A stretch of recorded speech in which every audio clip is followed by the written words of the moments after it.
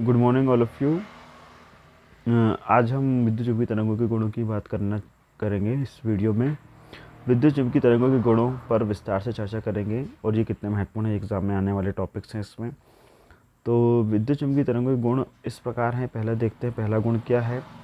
तो विद्युत चुंबकीय तरंगें दोलनीय आवेश अथवा त्वरित आवेश के द्वारा उत्पन्न होती हैं। तो ये सोर्स हो गया दोलनीय आवेश और त्वरित आवेश के द्वारा उत्पन्न होती है, ये भूलना नहीं है। दूसरा चीज़ है, इन तरंगों के संचरण के लिए माध्यम की आवश्यकता नहीं होती है। ये निर्वात में भी गमन कर सकती है, मतलब इनको किसी माध्यम की आवश्यकता नहीं है, ये निर्वात में गमन कर सकती हैं।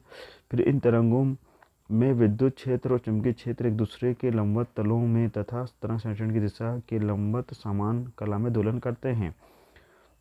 तो ये बहुत महत्वपूर्ण है। विद्युत क्षेत्र सपोज एक्स अक्ष में मान लेते हैं हम, चुंबकीय क्षेत्र सपोज वाई अक्ष में मान लेते हैं, तो तरंग संचरण की दिशा होती है कौन सी, जेड अक्ष। तो ये ध्यान रखना है।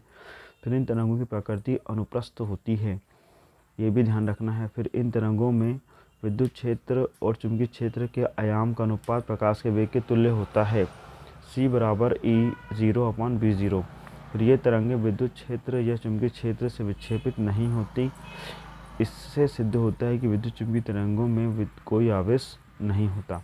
फिर ये तरंगें मुक्त आकाश में 3×10⁸ मीटर प्रति सेकंड वेग से चलती हैं। इन तरंगों का निर्वात में वेग समीकरण जो होता है ये भी देख लेते हैं।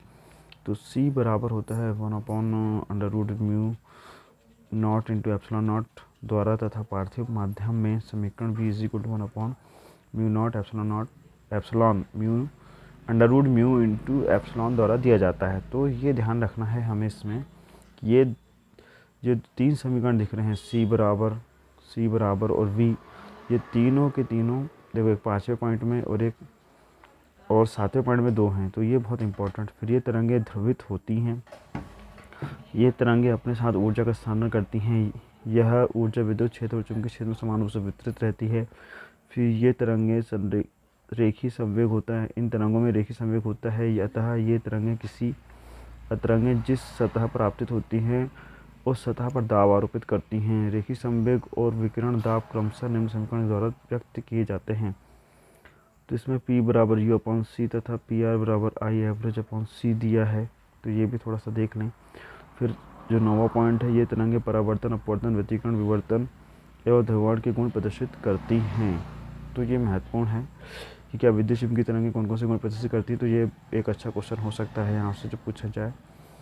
तो स्टूडेंट्स, आप इस वीडियो को बहुत अच्छे से पढ़ें, समझें। ये प्रॉपर्टी महत्वपूर्ण है, ये एग्ज़ाम में आने वाली चीज़ें हैं, तो उसको थोड़ा ध्यान से पढ़ें ताकि ये आपको बने और इसके क्वेश्चंस, आपके ऑब्जेक्टिव के क्वेश्चन इससे छूटे ना। तो आपको ये वीडियो कैसा लगा आप कमेंट्स में ज़रूर बताएं और आप इस वीडियो यूट्यूब चैनल को लाइक करें, सब्सक्राइब करें और अपने फ्रेंड्स सर्कल में शेयर करें। Thank you.